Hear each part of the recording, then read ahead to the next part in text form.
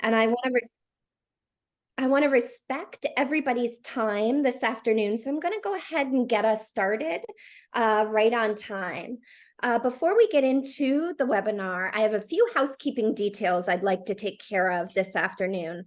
The first is you should have just received an alert, and you can probably see it on your screen that we are recording today's webinar, and we'll be posting it thereafter. So folks who are not free at this time are able to watch it when they are free. Kayla, our policy researcher, will be dropping some resources for you in the chat during this webinar that anchor what we're going to be speaking about today. The format of the webinar, as I said, it has been scheduled for an hour and a half. We're going to begin with a presentation that's going to last about an hour. We have a lot of material to share with you this afternoon. And then after that first hour, we will make a transition to a question and answer period. So in sharing that format with all of you, I would ask you to have, a piece of scrap paper or a notebook in front of you to record any of your questions that you may have as we go along. And as I said, that last 30 minutes have been reserved specifically for a Q&A with attendees today. And then the last thing I want to highlight is that we are a community of learners this afternoon. And I just ask that everyone honors and respects everyone's voices and to be courteous and to be an active listener this afternoon. We are thrilled to have you all here. And I think what I'll do is begin with introductions. So my name is Nicole Heimark. I am the executive director at Reaching Higher. And with me today is Christina, and I'll have Christina introduce herself. Hey everyone, Christina Pretorius. I'm the policy director here at Reaching Higher. And we also have Kayla. Kayla, do you want to say hi to everyone? Hello everyone, Kayla Preventer, the public policy researcher here at Reaching Higher. Thank you. And Christina and I will, by and large, be running this presentation, and Kayla will be supporting us in the background with resources, monitoring the chat, and the Q&A. I want to begin by really anchoring this afternoon's webinar in who we are, who Reaching Higher New Hampshire is. So we are the state's Public Education Policy Resource Center, and we really pride ourselves on providing nonpartisan analysis on public policies that are put forth that impact our public schools. All of our work is guided by a deep vision that all children deserve a high quality, rigorous, and student-centered education that prepares them for a variety of pathways, whether it's college, career, and then of course, life. And we do that by providing decision makers, leaders, communities, educators with the research that they need to make well-informed decisions that meet that promise for each and every student.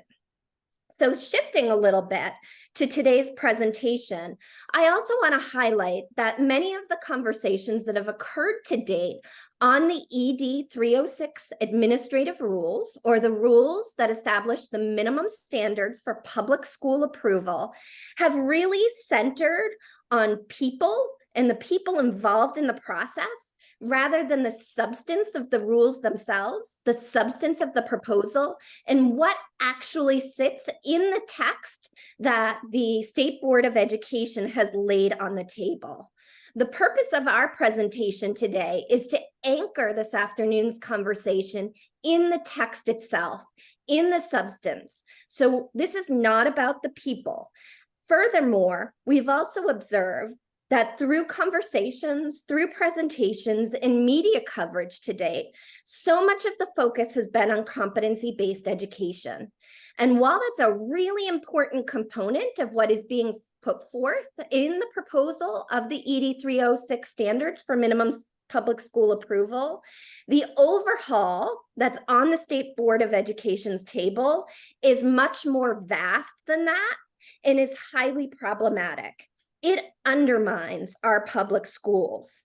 And in looking at that coverage and conversations to date, Our organization is concerned that competency-based education, being an important component of the proposal, is also being used as a screen to distract communities away from the other changes that these rules initiate, dramatically changing our public schools in the state. Christina, do you want to advance the slides? Yeah, so we're just going to go over very quickly a brief overview of what are the public school approval rules, so that we're kind of starting on a foundation. This is work that Reaching Higher has been following, tracking, analyzing for the better part of 2 years now. And so just starting off with, what are they, what do they include, what do they don't include, those kinds of things. And the public school approval rules, they go by many names.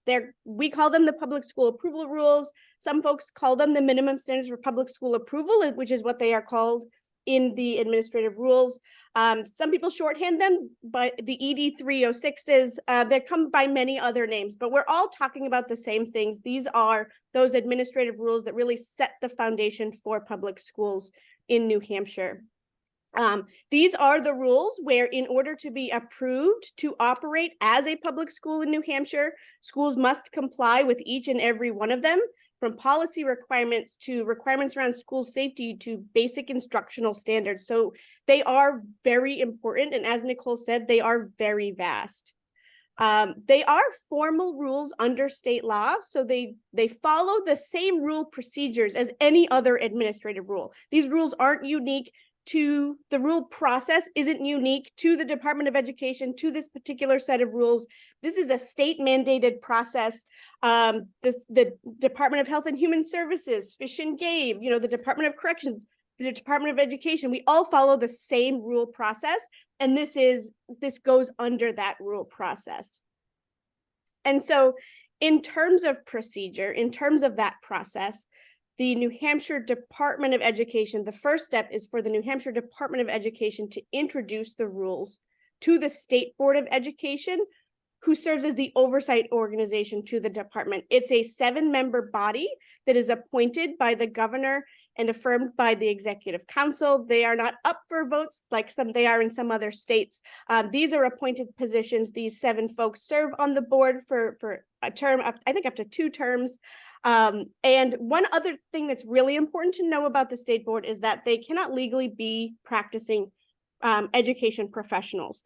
And so these are folks who they are lay people. They have community interests, of course, but the governor appoints them.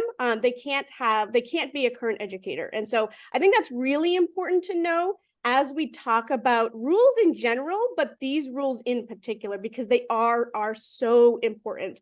And I think it really underscores the importance of community input and community involvement.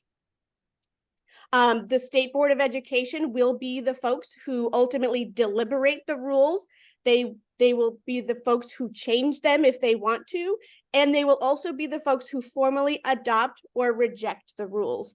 And so all of the rules, the Department of Education proposes the rules. It's that initial proposal is really basically what the department wants to see, and then the State Board takes it from there and says, hey, we want to make these changes.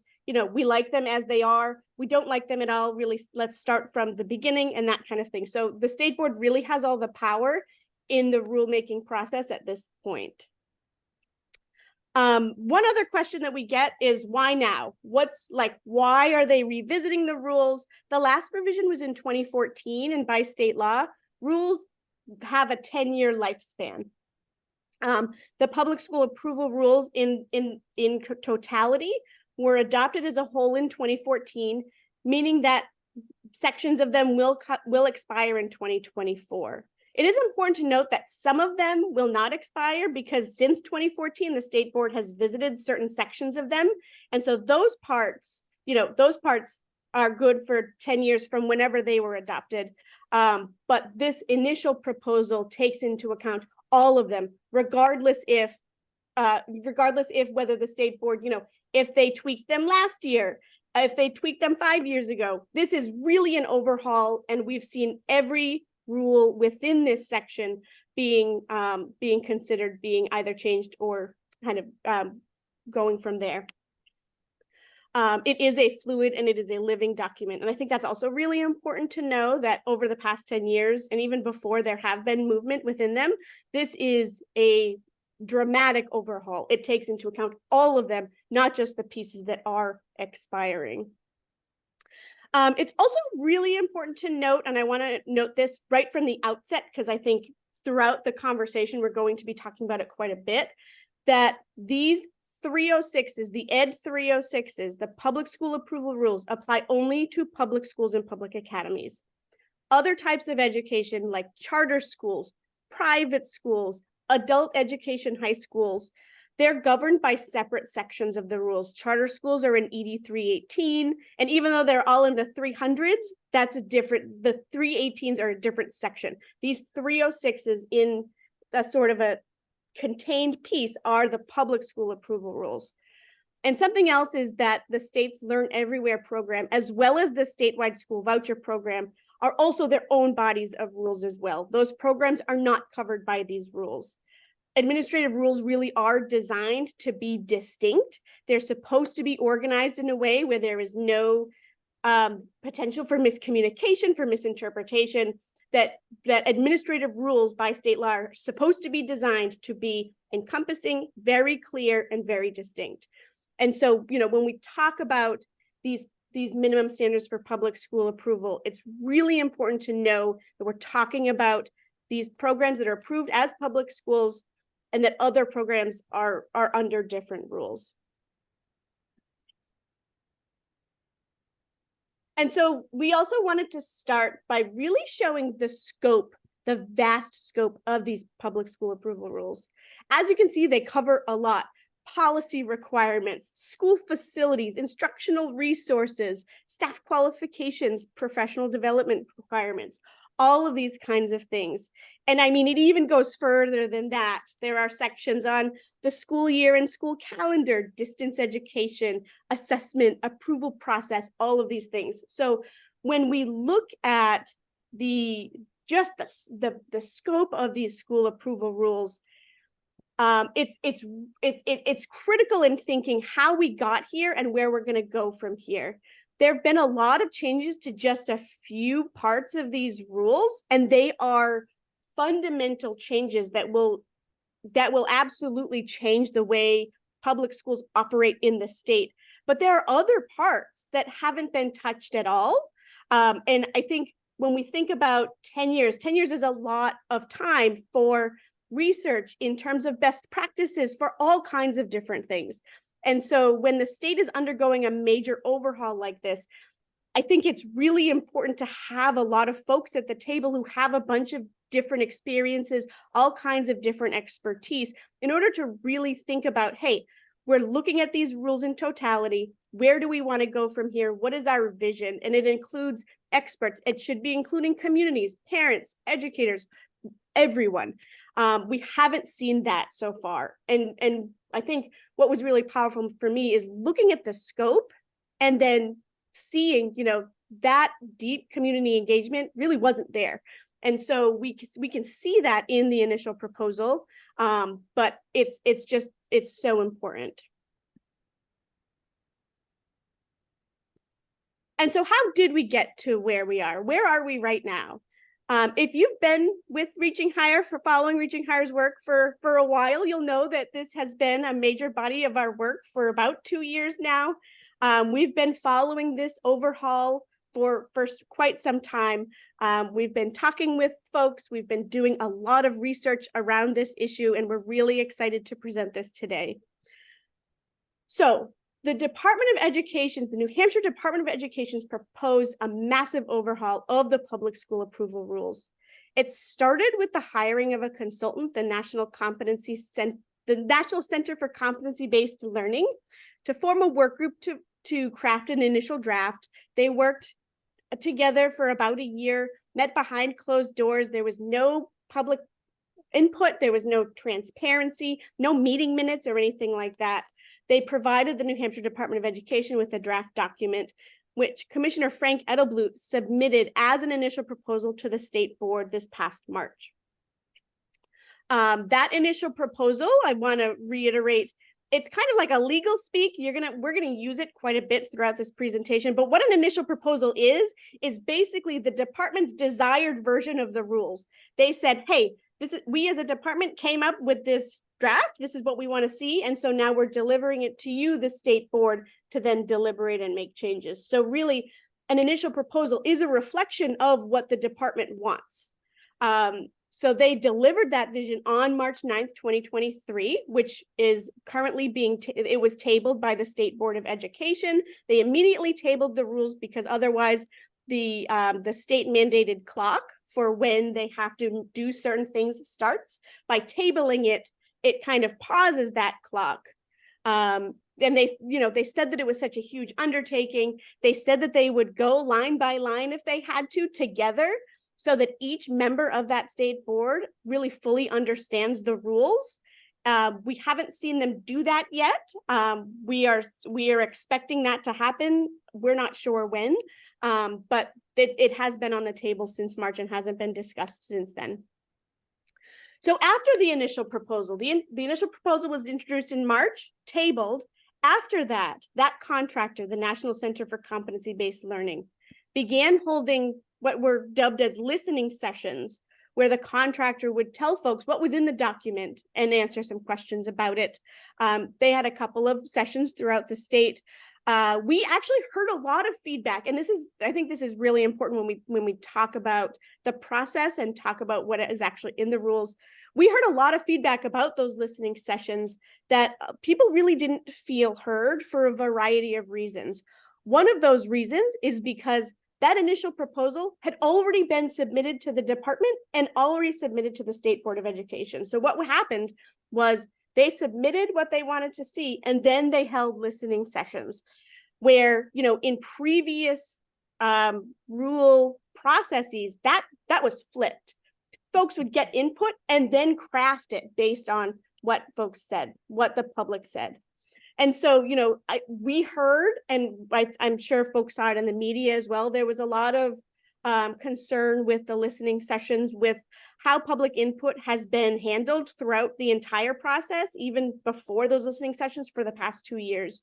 And so I think that's really important when we think about where we've been and where we're going from here. And then finally, this summer and fall, an independent educator began holding educator feedback sessions, engaging teachers and school leaders, practicing teachers, practicing school leaders, providing a briefing to districts to get that input, because she didn't see that in anywhere else in this process. And educator voice is so critical when we're talking about what happens in a classroom. Educators are really important voices in terms of what do they want to see in the classroom, what policies would help support them in teaching students, in helping students, achieve their academic goals. She collected that feedback and is expected to present those findings in the coming weeks. One other thing here is that we've been hearing from multiple sources that there may be some revisions by the contractor presented at some point. But I want to be clear here that there is already an initial proposal in front of the State Board of Education. The State Board of Education is the body that will make any final changes. And so when we're talking about recommendations, when we're talking about what we want to see in them, it's really holding the department and the State Board of Education accountable for being responsive to public feedback. That's really where we want to be directing our energy, because those are ultimately the folks who will be making that determination of what makes it into the rules and what doesn't. And along those same lines, all of our analysis is based on that initial proposal that was tabled in March, because that is the version that's in front of the state board. That is where everyone is using as a launching point. And so I think that's really important when we talk about what do we want to see, where are the gaps, where is the harm, and what can we do about it? And Christina, I'm going to build off that point for a moment, the March 9th, 2023 dated document, because I think it's necessary to reiterate that our analysis is based on that document. And that is the most current version of the proposal that is publicly available.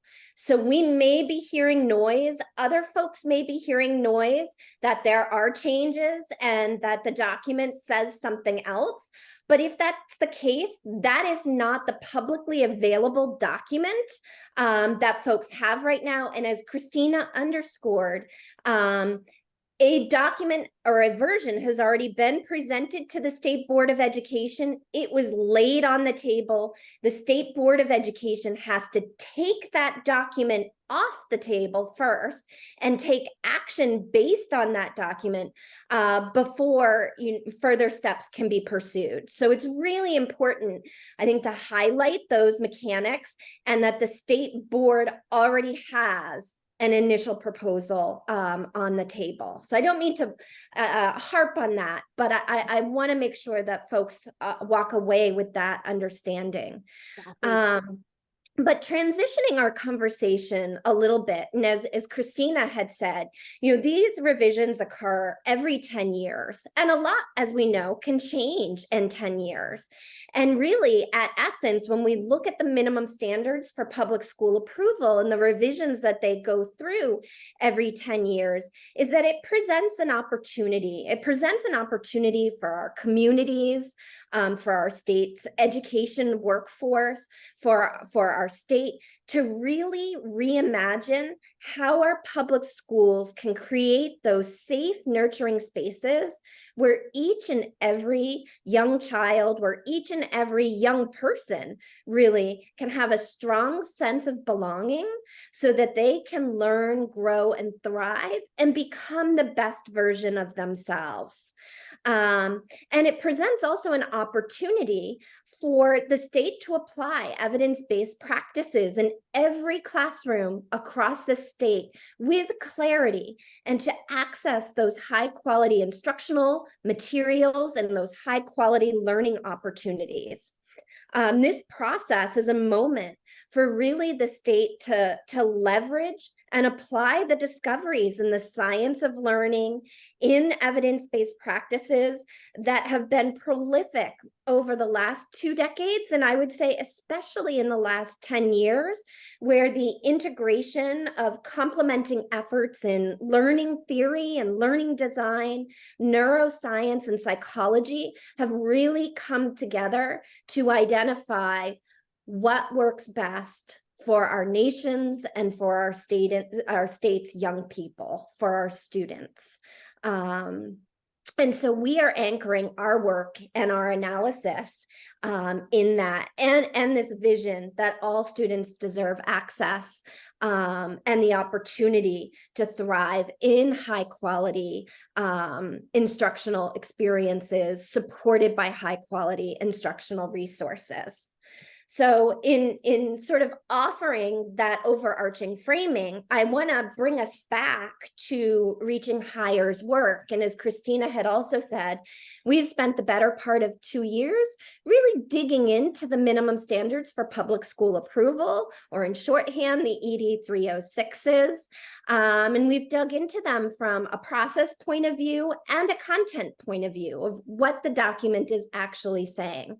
And about a year ago, it was September of 2020, Reaching Higher stepped forward and really published 4 critical areas of concern that we had tracked in the first version of the draft that was publicly available.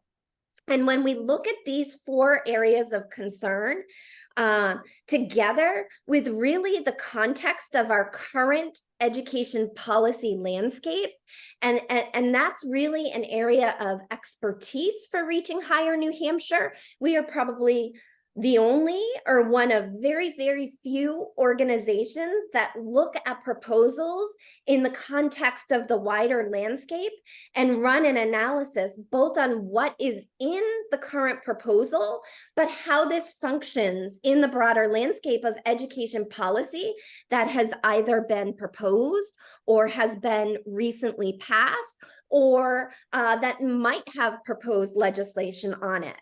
And we see in looking at these 4 concern areas with that broader landscape that these rules will fundamentally change what it means to be a public school here in New Hampshire.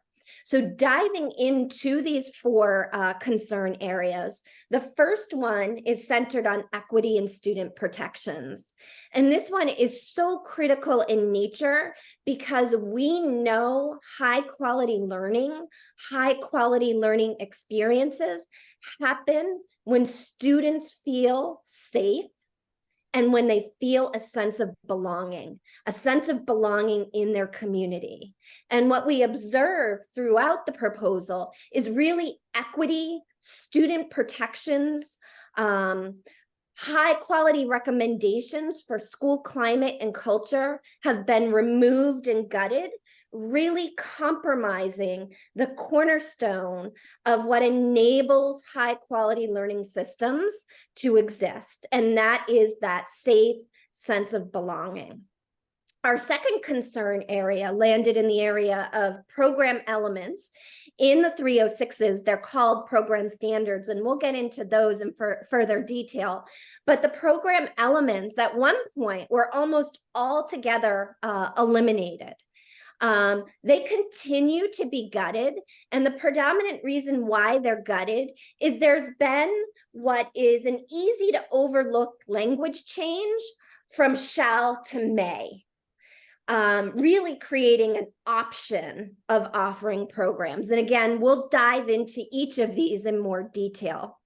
The third area of concern really centered on local control and the removal of local competencies, the removal of the expertise and the certified educator in granting credit leading to high school graduation. So really taking that autonomy, that voice, and really that decision away from our local school districts and our local school boards. And then the fourth area of concern sits in this overall concept of lowering the standards. And we really are seeing a downgrade in standards for schools, teachers, and students by removing references to formal instruction, to diluting learning, to learning opportunities, and really minimizing the science of teaching and evidence-based practices. So we can advance to the next slide. So I know we want to keep a close eye on time here, and we have a lot to share. So we're really going to shift the conversation right now. And today's webinar really marks an important pivot for Reaching Higher New Hampshire and our work in the minimum standards for public school approval. Our approach has been to these standards has been really amplifying and elevating those areas of concern. And I know many of you joining us today have been a part of numerous webinars and conversations that we have had about those concerns and those shortcomings.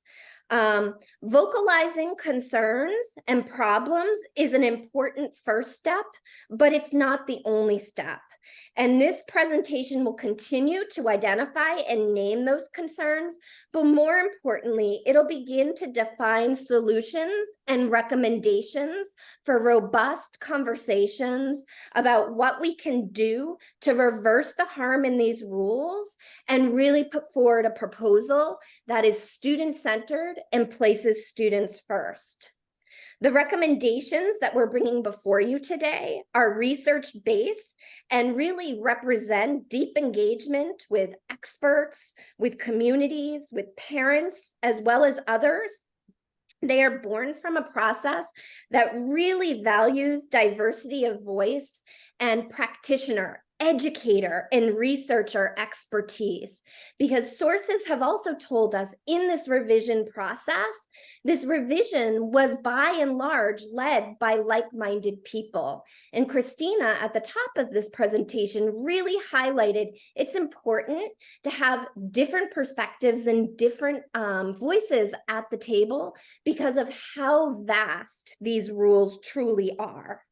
So we want to move forward and really advance a system and advance a conversation that places our state students first and offers student-centered rules from which our local public schools can build robust and rigorous programs. Awesome. Thank you, Nicole. And so with that, we're going to start with that first concern area around equity and student protections. And just so before we really dive into these recommendations, if you want to drop questions into the Q&A section, we might not get to them right now, but we will answer them as many as we can at the end during that Q&A period. But so feel free as we're going along to drop those questions in that Q&A section. So, as Nicole had said, these recommendations are really intended to reverse harm and really strengthen our public schools. And we're starting with equity and with student protections. And before we dive into that, I really want to get started with, I want to lay out what we're using as a definition for equity, because it has been a word that's been used. It's been a word that's been weaponized. But at the end of the day, I think we all, whenever anyone talks about what we want from our schools, we're all talking about the same thing. And so the definition that we use for equity, it comes from the Equity Collaborative. It's a really well-respected organization. They define equity as the elimination of the predictability of success or failure by any social or cultural factor, and the dismantling of inequitable practices and policies that are barriers to access and success. I mean, in plain terms, really, equity is making sure that whether a student succeeds in school is not because of their race, because of their income, because of their culture, or because of any other of those factors. That their race, their income, their culture are not a barrier to whether or not they can succeed in school. That is what equity means. It also means that we are removing and dismantling policies and practices in our schools, in our districts, in our system that are active barriers to student success. And, it's been such a charged term in recent years, in recent months, in talking with folks from all over the political spectrum, talking with parents, talking with community members about what they want for their schools, they're talking about equity. They're talking about making sure that all kids can succeed, all kids can learn, grow, and thrive.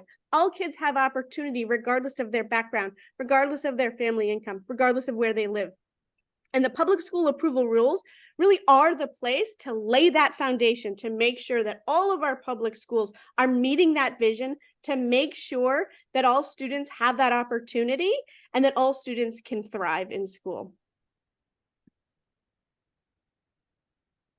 But what we see in the rules and what we see in this proposed overhaul of the rules is an active dismantling of equity and the removal of student protections. The New Hampshire Department of Education removed guidance for safe and healthy schools. They removed guidance for protections of students and staff. The language that exists right now, that public schools are operating under right now, today, they're not in the initial proposal that's before the state board. That is very concerning. It's concerning both on its own, and it's also really concerning in New Hampshire's current context. Education is a charged issue. It's charged nationally. It's charged here in New Hampshire. Anytime I say that, though, there's a caveat, because the vast majority of parents, the vast majority of community members are happy with their public schools. A lot of that rhetoric is originating in and is a result of interest groups with an agenda. And so that's a bit of a diversion, but I have to say it because it is a charged issue, but it's not coming from the communities themselves. It's not coming from families. It's not coming from communities. It's coming from interest groups. It's coming from a political agenda. It's really important to know and see how this is trickling down, both at the State House in Concord and really through these rules as well. So what do we see in the rule overhaul? We see an elimination of references to protected classes. We see the removal of requirements for fair and equitable discipline practices and policies. We see the removal of professional development requirements for building school climate and culture. Those requirements that were in 2011 a beacon for the rest of the nation. We were featured in national publications of, hey, look at this great work that New Hampshire is doing around culture and climate. Those have been removed. And so and we know in this context right now, these eliminations are just all the more concerning. We know that from recent divisive concepts legislation, that really being specific and direct when it comes to naming protected classes, when it comes to dealing with anti-discrimination laws, that being specific, you need to be specific rather than just doing away with the umbrella altogether, so that schools, to make sure that schools are crafting meaningful policies, no matter where they are. It's eliminating confusion. And, you know, I really want to underscore this, that the section on equity, the section on student discipline, those kinds of sections, as they are today and as they have been for years and maybe even decades, they're by no means perfect. But this was an opportunity for the National Center for Competency-Based Learning, for the work group, for the Department of Education to really sit down and write and adopt meaningful rules that create welcoming, affirming spaces for our students, for our teachers, for our staff. They've reworked, they could have reworked it. They haven't. They could have reworked these sections to make a more proactive policy, a more, rules that would create more affirming and more welcoming schools. But instead, they introduced more ambiguity, which is only going to lead to problems down the road. The standards really set the baseline for school leaders, and by removing them and diluting them, they don't give the support or direction that school leaders need to really do this effectively. And so it's just absolutely critical that these pieces are put in place. And for that reason, we have two recommendations when it comes to equity and student protections. And I want to preface these recommendations by saying equity work takes all of us. It needs to have voices. It needs to have community input. And so these are really, in terms of equity work, this is really a launching point for that. So the first recommendation is to ensure that requirements that guarantee opportunity for all students are included in the final proposal. That means restoring all of the language. That means adopting language that would require schools receiving public funds are inclusive, supportive, and free of bias and discrimination. It means adopting professional standards to ensure that classrooms are utilizing culturally responsive teaching, that they're weaving together rigor and relevance, that these lessons are meaningful for students, that they see themselves in curriculum. There's a lot of research behind that culturally responsive teaching and how important it is for students and how important it is for their engagement and their learning.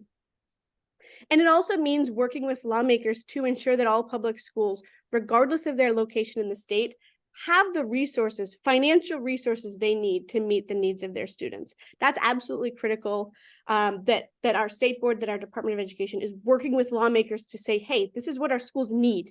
We need this, and to make sure that all students, regardless of where their school is located in the state, have those resources. For the second recommendation is to incorporate rules that create safe, supportive, and nurturing learning environments. Healthy, as Nicole had said this earlier, but I really want to reiterate it because it's so important, that healthy learning and development can only happen when students feel safe and supportive. These minimum standards, the public school approval rules, really are the state's avenue to ensure that all public schools have these evidence-based policies and practices in place. And so that means restoring school climate requirements in the public school approval rules, those rules that were that national beacon, that were that national model, restoring them to make sure that schools have those policies in place, and empowering schools to adopt and embrace restorative approaches by requiring policy alignment and providing professional development for teachers, school leaders, and staff. This is one area where there has been a lot of research in terms of restorative approaches. These aim to build strong in-school relationships between and among students and teachers. So between students, between teachers, and between students and teachers. And so, it's really creating that positive school culture where students feel like they belong, where, they that actions are taken so that everyone feels welcome and like they feel like a sense of community. These restorative approaches have been very much studied in research. They've been linked to greater feelings of connectedness and belonging among students. They're most impactful when they're meaningfully implemented in school-wide ways. They've been shown to positively impact student behavior, disciplinary outcomes. Restorative practices like these and positive school climate have been shown to reduce negative behaviors. They've been shown to reduce suspensions and expulsions, other disciplinary things, and actually really alleviate some disciplinary disparities and improving school climate. And so those pieces are really important when we think about how do we make a more equitable school environment for kids where they feel like they belong, where they feel like they're welcome, and where they feel safe to learn. And so next, I'm going to kick it over for Nicole for some program elements. Yes, thank you, Christina. So as a reminder, we had identified or enumerated 4 areas of concern. So our second bucket of concern was built around program elements. And as I previously stated, they're actually named program standards in the 306 rules for minimum public school approval. At Reaching Higher New Hampshire, we refer to them as elements as not to have them confused with state academic standards. State academic standards are very, very different from program standards, or as we call them, program elements. Furthermore, element is a much more accurate term we can use to apply to this section of rules, as they're all encompassing of the components that must be in place to offer equitable and robust public school programming. So program elements really exist or reside in all the core content areas and also electives. So I'm going to have you advance the slide, Christina, because I'm also keeping an eye on time as well. And this is one section of the rules that did see some changes as a result of public feedback. And that occurred around the time frame of November, December 2022. And I think we actually saw the changes in print somewhere around January 2023.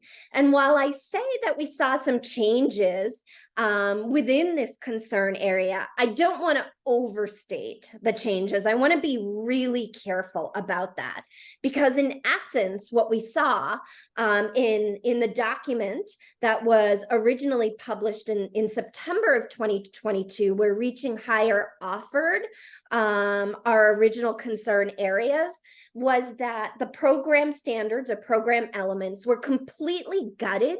And as you may recall, we were saying replaced with boilerplate language. And it was really just a copy and paste of the same language that sat in elementary school mathematics to high school social studies to business education courses. So the revision that we saw brought forward really was a reinstatement of what currently rests in the rules that our public schools operate under, with 2 significant caveats. And the first significant caveat is that in the initial proposal on the table before the state board right now, the New Hampshire Education Department has inserted the word may in every program element instead of the word shall. And that is a critically important change in any sort of policy-making body and any policy we're looking at, whether it's administrative rules, whether it's a law, whether it's legislation before a law becomes a law, and whether it's in our education department or in another agency, such as Health and Human Services or Fish and Game, 2 that Christina named earlier. And that shift from shall to may essentially erodes away the programs that our public schools are required to offer. That shift from shall to may makes programming optional for both the state and local boards of education. So programs that are currently in place in our public schools right now, art, music, physical education, the 4 core content areas, business education, career education, etc., become optional. And related to that is the program elements are grounded in law and reside in what constitutes a constitutionally mandated adequate education. So not only do we see the erosion of experiences our students can have and experiences in what school boards are required to offer locally, we also see an erosion in what the state may be obligated to fund through adequate education grants.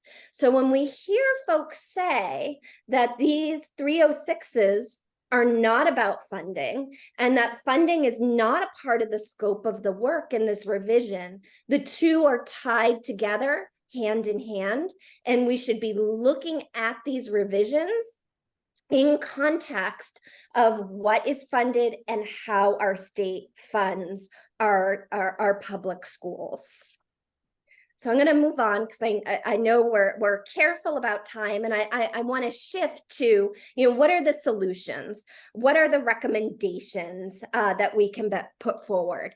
Well, first, we should be ensuring that school boards and school leaders have the frameworks, have the guidance, have the blueprint they need to build strong learning programs that are robust, that are comprehensive for each and every student in our state, and are responsive to student needs. So how do we do that? We restore the substance of the program elements and the frameworks for teachers, school leaders, and school boards back. We also need to work very closely with our state's practitioners, those educators, those school leaders who are in the trenches each day, who have the content area expertise, to update the individual subject program elements that include child development, that require them to develop engaging elementary and middle school math programs, etc. Because the other oversight that has happened in restoring the program elements, and you heard me say, they've by and large been restored back to what is in current rule, but there's an important reminder there. Those elements that are in current rule were offered up, were proposed back in 2014. And a lot changes in learning theory and learning development and how we understand learning theory and learning development. And so the latest research has not been applied to these program elements in each of the content areas. And then lastly, I do want to underscore that shift from shall to may must be restored for our students first, for our educators, for our school leaders, for our communities, and really a well-learned and a youth that can critically think and have a great impact on our state decades to come. Awesome. Thanks, Nicole. And so next we want to talk about empowering local leaders in schools, because we've seen through the rules, we've seen a stripping of local control. And that may sound kind of counterintuitive to the may and shall that we had just talked about, but it's really important to understand the differences. And so when we talk about program elements, when we talk about what does an elementary school math program need, it is, they're learning that a program needs to include these kinds of, they need to learn about these kinds of things. They need to include these elements, these assessments, these kinds of things. And so, but how schools do it is very different. And that's where really the local control piece comes in. So the New Hampshire Department of Education's proposed overhaul really eviscerates local control by removing the authority of local school districts and public schools in establishing district competencies and requiring that all schools align their high school programs with a set of 24 statewide graduation competencies. And we've talked with competency experts who have said that there are significant problems with even those 24 statements.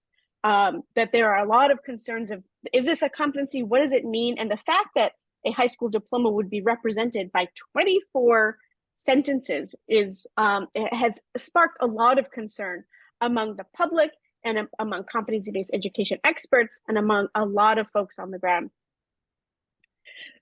As we start this, and this part has a lot to do with competency-based education, local competencies, local control, that kind of thing. I want to make something really clear, and it's that competency-based education, when it's implemented with integrity and a collective commitment, it really represents a groundbreaking shift in what it means to learn and grow in school, what it means to do school. It's a way of doing school that empowers students and engages them in deeper learning. It promotes equity and it promotes opportunity and outcomes. New Hampshire was a leader in competency-based education for years. When I've been with Regent Hire since 2015. When I started in 2015, the state was embarking on this really exciting way of assessing student learning. We were getting a lot of national attention. Our school districts around New Hampshire were exemplars in student engagement, in deeper learning, and really robust education. But since 2017, we've really seen an erosion of support for public schools, for competency, really at the state level. When districts were left to do this work on their own, other states were investing really heavily in it. There were a number of other states who were going all in on the competency. They were supported by their state education agencies. They were supported by their districts. They were supported by their lawmakers. And the research from that has grown significantly. If you look at the research between 2007 and even 2019, competency-based education has moved leaps and bounds from where it was. And so here we are. And what does that mean for right here, right now? It means that we don't see in these rules, what we see in these rules, it does not reflect what we know about kids and learning. These rules really abandon best practices and research. They take us back about 20 years in how we understand how kids learn. And as Nicole said, even in the past 10 years, the research that how we know kids learn in terms of psychology, in terms of development, in terms of evidence and practice-based solutions, they've moved so far ahead. And one other thing that we really wanted to say is that these conversations about competency-based education, they're really being used, we see in the rules, as a smokescreen to eviscerate local control. One of the real pillars of competency-based education is empowering teachers and schools to design learning around their students. But we see that the state is sucking that power away and consolidating it to the Department of Education, to the State Board of Education, by minimizing those graduation credits to a set of 24 statewide graduation competencies, by removing the authority of local school boards to set their own graduation competencies. And so that's really, really problematic. And so what can we do about it? We can empower our local leaders in schools by restoring that ability to design high quality local competencies that align with statewide academic standards. We can do it by requiring high quality assessments for anytime, any place learning. Anytime, any place learning is a critical component of a high quality education. But it works when we have these high quality assessments to make sure kids are learning what they need to be learning, to make sure that they're meeting their academic goals. And so that is incredibly important as we move through and as we think about local control. And our final issue area as we wrap up in the next 6 minutes and move to question and answer periods is really to raise standards for schools, for teachers, and for students. All of the concern areas are really important, but this is one that's absolutely critical.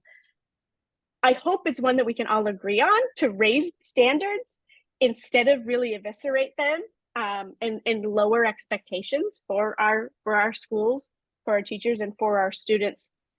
New Hampshire has traditionally had excellent schools. We deserve excellent schools. Our kids deserve excellent schools, and we must maintain our excellent schools. And we need to make sure that these minimum standards are reflective of that. However, we see that the current version, that the initial proposal and these efforts by the Department of Education would lower standards. They would dilute learning, they would minimize teaching, would lower the standards for all of our schools. There have been intentional yet really subtle language shifts that raise a lot of questions. And they are very problematic, and they really open the door to privatization, to allowing private companies to come in, to whether it's to be approved as a public school and receive adequacy dollars, receive that state funding, or whether it's just completely undermining local school districts. It's really, really important that we make sure that our minimum standards for public school approval are reflective of what we want for our public schools, and don't open that door. Privatization doesn't work. The research shows over and over, privatization of schools doesn't work. That when our public schools are strong, they are powerful, they work. And so, if we're talking about recommendations, the first one, it really is to remove that harmful language that will dilute, commodify, and privatize learning. It means replacing, throughout the document, there have been terms that have replacing teaching and instruction with vague terms like opportunities and vague terms like facilitate learning, which facilitate learning is a part of high quality instruction. And so making sure that we're going through and making sure that all of the terms we use are very intentional and they support high quality public schools. Another thing is the rules change the credit threshold from mastery to acknowledgement, to proficiency, to the demonstration of competencies. By lowering that bar, we're lowering the bar for our students. We're lowering the bar for our schools. We want to make sure, and folks who are experts in competency-based education say that mastery is the goal. That's what we should be aiming for. It's in there now. Why are we changing it?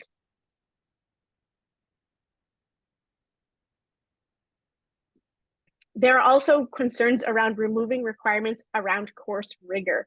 And so making sure that our courses are rigorous, making sure that they are meaningful to students, making sure that students get what they need out of the courses that they are learning, and that they can apply that knowledge in a number of different contexts.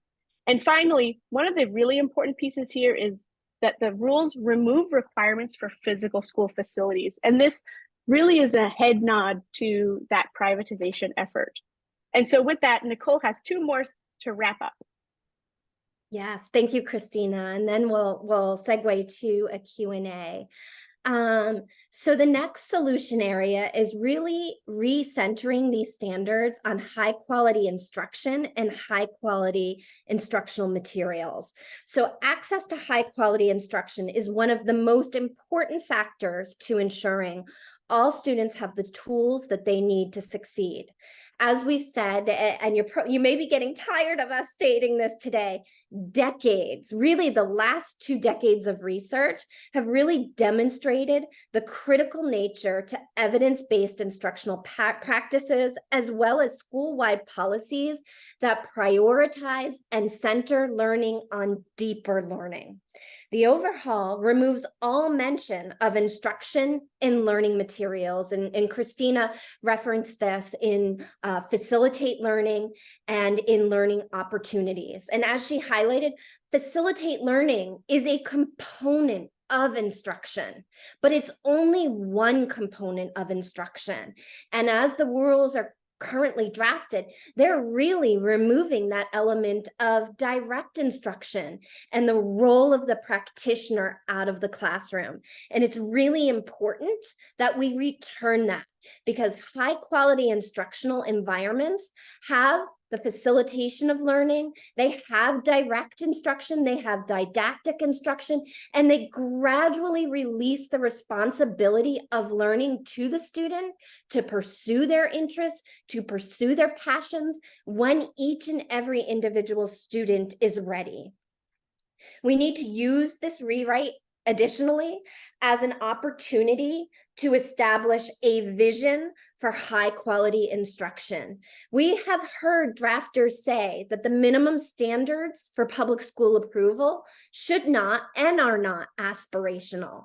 Reaching higher would assert that if there is any opportunity for aspiration in these standards, it is embedded in a vision for high quality instruction for each and every student, thereby raising the standards for our students first, our schools, and our state's educators, and really valuing them as professionals, valuing them as experts in the field. And then lastly, we assert that work with New Hampshire lawmakers to provide school districts with the resources that they need to recruit and retain those highly qualified and competent educators and staff that lead and build and foster those high quality instructional environments. And finally, institute consistent, clear, and actionable definitions of key terminology. Christina mentioned that shifts throughout the minimum standards have been intentional and subtle, and that cannot be ignored. That can not be underscored enough. All administrative rules, whether we're talking about administrative rules at the Department of Education or other state agencies, include definitions for the express purpose of the elimination of misunderstanding or varied interpretations. In fact, our very own Office of Legislative Services here in New Hampshire say they exist to establish clarity. In fact, the Department of Education and every state agency is expected to use language that does not leave the rule open to different interpretations. This is stated in their procedure manual for how they develop rules and how rules are adopted. At present, the proposed overhaul strips key definitions, pursues a very minimalistic approach to definitions, and opens the door for confusion. Furthermore, the definitions do not represent research and best practices. They are dated, they are diluted, and they are ambiguous and are going to harm our students, harm our schools, and harm our state's educators. So the solutions, because I really teed up today's webinar to be a recommendations and solutions focused conversation, and that is to add definitions and integrate terms throughout the document. Something that we've heard loud and clear, and I'd go back to some of my opening comments about the noise that we've been hearing around these standards, is that it's all about competency-based education, and that it's advancing the next generation of competency-based education. And Christina highlighted that competency-based education is really being used as a smokescreen to distract the public from the other intentional, subtle, and impactful changes in these rules. And a clear example I'll give you of that is nowhere in these rules is competency-based education defined. They have defined competencies. They've defined competency-based assessment. The definitions that are in there are based on a 2007 definition, not the nationally accepted definition and rewrite pushed forward by the Aurora Institute in 2019. And I would push us all to really think, if the proposal is truly about competency-based education, why are we not using that term? Why are we not defining that term in these rules? You cannot have competencies and competency-based assessment without the actual system, without the actual framework of competency-based education, which is a 7-part framework that is completely outside, non-existent in these rules right now. So we would encourage the integration of the presence of that term and the presence of that definition combined with evidence-based practices and the science of learning. I think I've made my point here about instituting consistent and clear definitions. So I'm going to pass it back to Christina, who will speak to what you can do.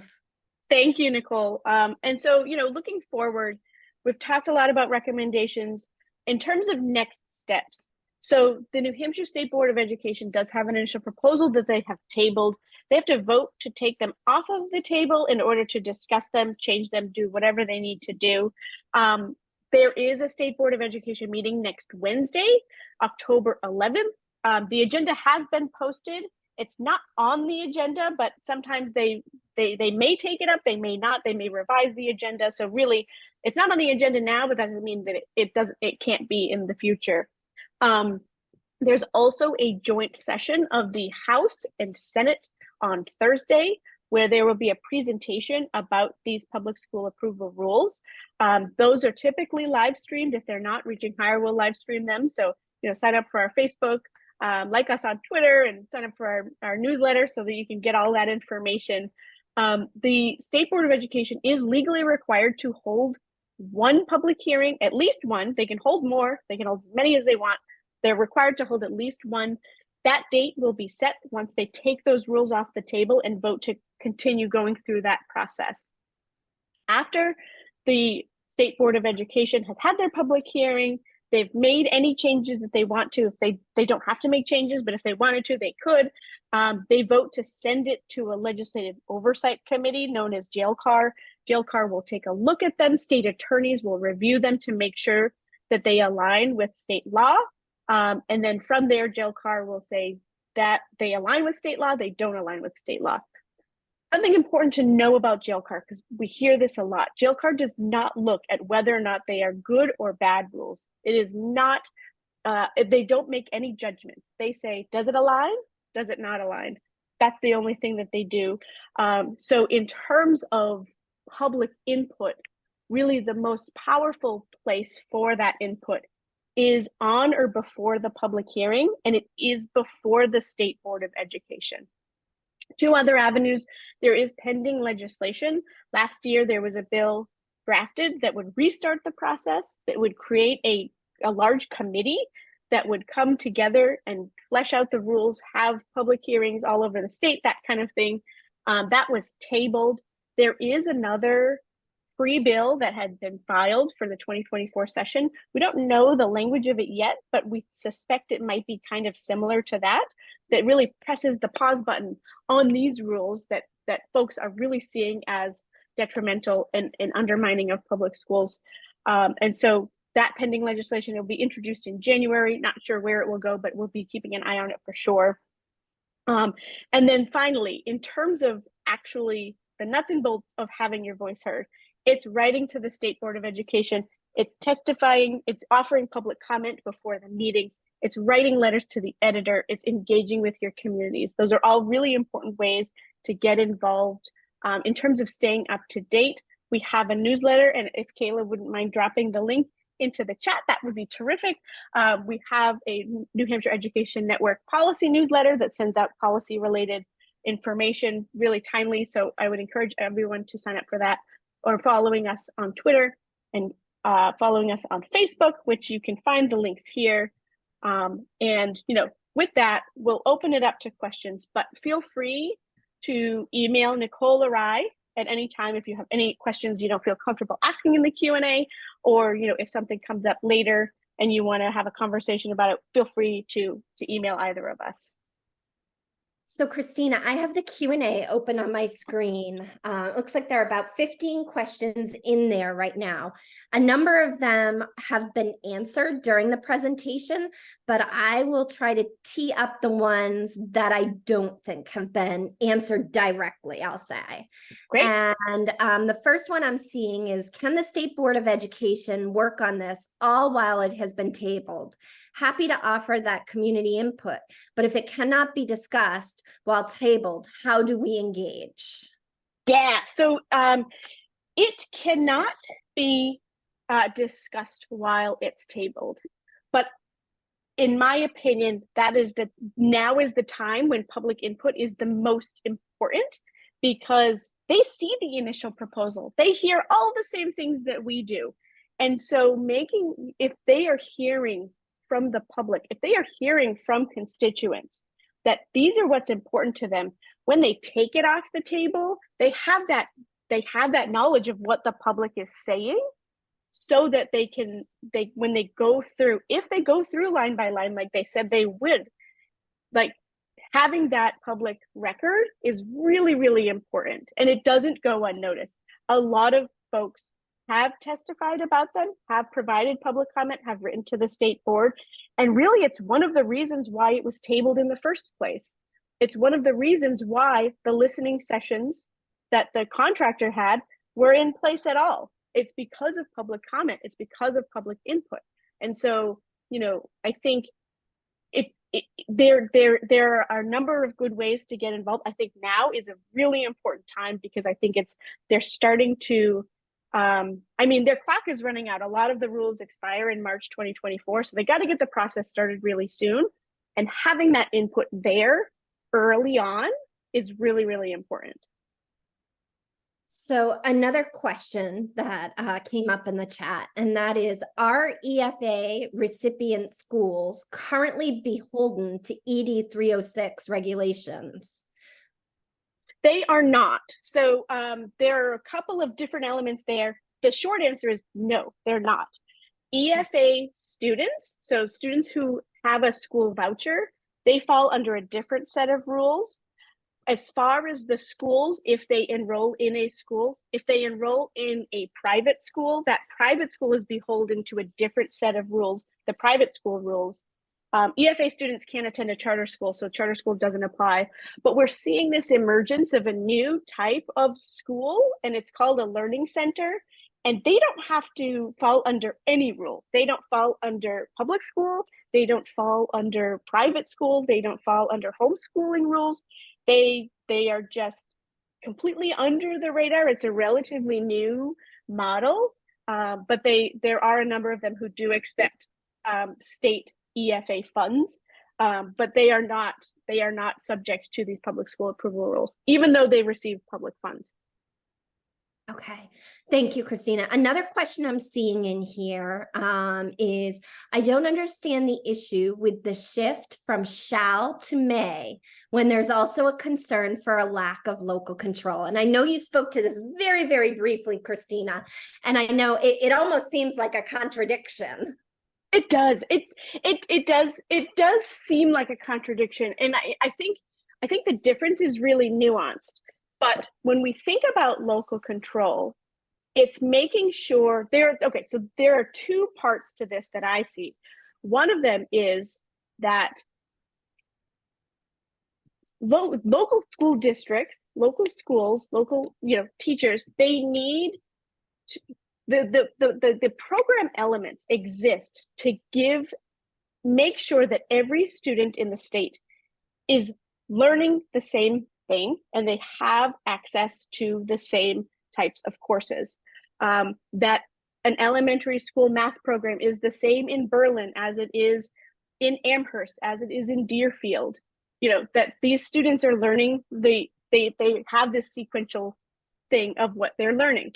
And that's the importance of the program elements. The program elements exist to make sure that in every school, there are these high quality programs that include these specific elements. The local control piece is how those are being taught, how those program elements are being implemented. And our concern with the local control piece is that these rules will open up the door for Learn Everywhere is a great example. The Learn Everywhere program, where the state board approves the curriculum. And even if that curriculum doesn't align with local school district standards, competencies, curriculum, they are legally mandated to award credit for those programs. It doesn't matter what they are, whether they align, whether they are rigorous. If the state board approved it, the local district has to award credit. And so what we're seeing for the local control piece is the State Board of Education, the Department of Education saying, no, you can't determine what your local competencies are, what graduation competencies are. We are going to do that for you, and you have to grant credit based on these kinds of things. And it is a really nuanced view, but I hope that cleared it up. If not, feel free to email me. I'd love to continue this conversation. But the other flip side to that is that the program elements really set the stage for state funding of public schools. And if the requirement is students have to learn art, but there's no scaffolding in terms of what that art program should include, what students should know after they take that art course, then it really opens the door up for lawmakers to say, you know, do you really need it? Like, it really justifies our really low rate of state funding. We are the lowest in the country. We have the smallest state contribution in the entire country. And by really gutting those program elements, by gutting that scaffolding and not saying what these programs should include, really justifies that. And that our state funding model has led to severely inequitable opportunities in outcomes for students. And I mean, it's been a decades-long controversy, and but having those program elements there is really important to making sure that we're holding the state accountable for making sure that every student has an equitable, a high quality public education. So another question, this is an easy one. Is there a document available that covers the information you presented on today? Oh yes, we will be publishing it very soon and emailing it to all attendees.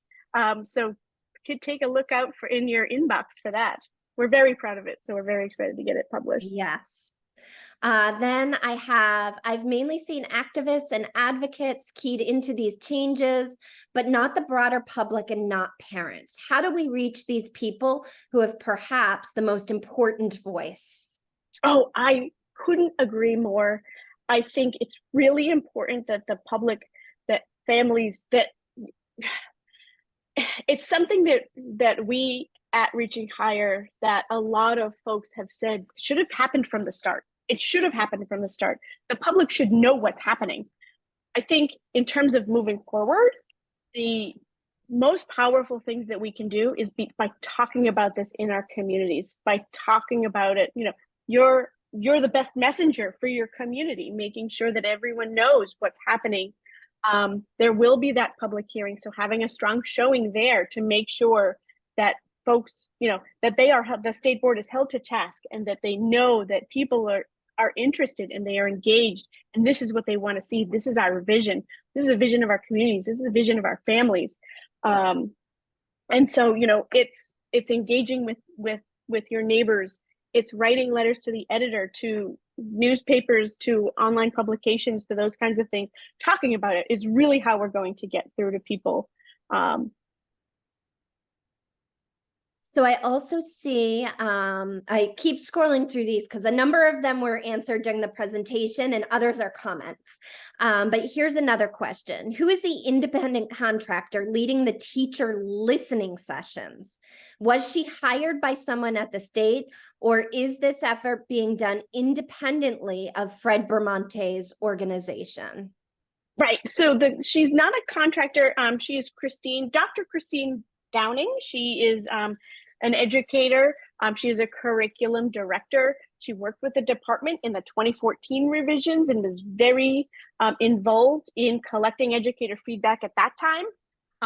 And she is completely independent both of the department and of Fred Bermonte. She is doing these by herself. She is not getting reimbursed. She's doing it because she feels it's the right thing to do. It is what she needs to do, and she sees that the state isn't doing it, so she is doing it on her own.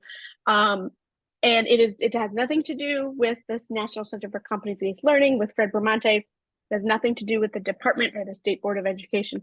These are completely independent. Well, and I apologize if I'm repeating because I'm trying to facilitate the Q&A questions, scan the questions, and also chime in. Dr. Christine Downing also felt really passionate about jumping in because she used to work for the New Hampshire Department of Education and has pretty deep and wide experience in facilitating specifically educator feedback sessions from the previous 2 revisions of the minimum standards for public school approval. So she was really trying to leverage from that experience and bring in the process that has been in place in previous revisions, as I understand. There's a new question in the chat, and that is, and I don't know if we're positioned to answer this or not, but how strong of a stand are the superintendents and the school boards association taking on these revisions? So I won't be the judge to say how strong or not, but the New Hampshire School Administrators Association did submit a feedback document to the State Board of Education. It's available in the State Board of Ed meeting minutes, I believe, at that March 9th meeting in 2023. So if you look at the meeting materials, it's a gigantic document, so I wouldn't recommend printing it out. The document itself is something like 650 pages, not the superintendent's feedback. But that document was included, and they have been to state board meetings. They've been monitoring it pretty closely. In terms of next steps for them, I would let them answer. I'm not sure, but they did do that document that had pretty comprehensive feedback, and a lot of it, we saw today. We had covered some of it today. That we've heard from multiple different people, but I would point to that document that's included in the March 9th meeting materials. So I have a few more, Christina. And this is speaking to program elements. Under Sure. program elements, you're talking about ensuring equitable student experiences. That is important for sure. In addition, are you advocating any requirements that teachers include a complete and honest presentation of history, race, and gender discrimination, including the science of climate change? Well, that is thank you for that question. I think I would point to the state's social studies standards in terms of what can and should be taught in schools. Those standards are wildly out of date. I think they expired in the early 2000s. And so, when it comes to things like climate change, when it comes to other, world history events, those should all be covered under the social studies academic standards for K through 12.